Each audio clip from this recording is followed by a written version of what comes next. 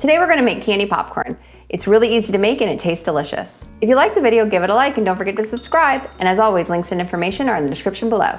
First thing we need to do is get our popcorn ready. You can do this any way you like, whether it's in the microwave or on the stovetop. I like to use an air popper. I find that the popcorn pops out so it doesn't overcook.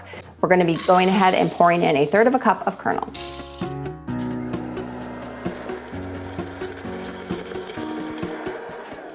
So the 1/3 cup of kernels made about 12 cups of popcorn. Now there are gonna be kernels in here, so this is kind of my hack to get all the kernels out. I've got a cooling rack and it's over my half cooking sheet, and I'm just gonna pour the popcorn on top. All your unpopped kernels fall through into the pan below. I think it's a great hack.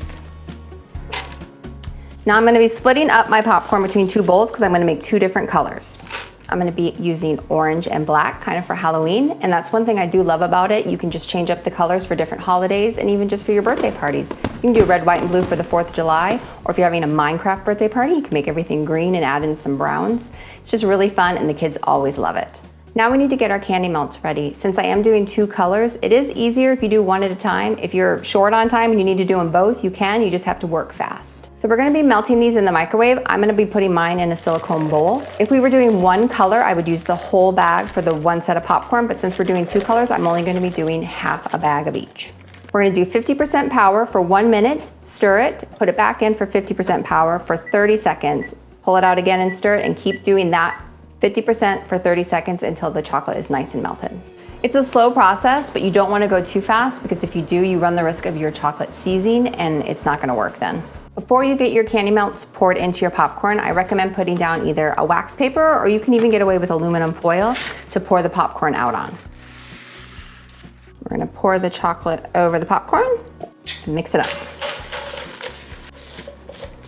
Once you have it coated, you're gonna pour it onto your wax paper or your aluminum foil. Once you have it spread out, this is where the fun part comes in. You get to add in all of your own mix-ins. I'm gonna be using a Monster Mash sprinkles and some mini M&Ms. You can change up your sprinkles if it's a different holiday, and you can, I've done it with marshmallows, which is really good. So you can just do whatever you like. Sprinkle it right on top.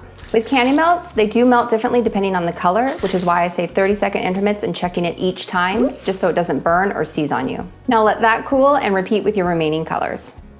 Once your popcorn's cool, you're gonna go ahead and mix them up into a bowl and serve it up. We're gonna be using these tonight for a movie night and my kids are super excited to have it. If you end up trying this recipe, let me know what you use for add-ins. I'm always looking for new ideas.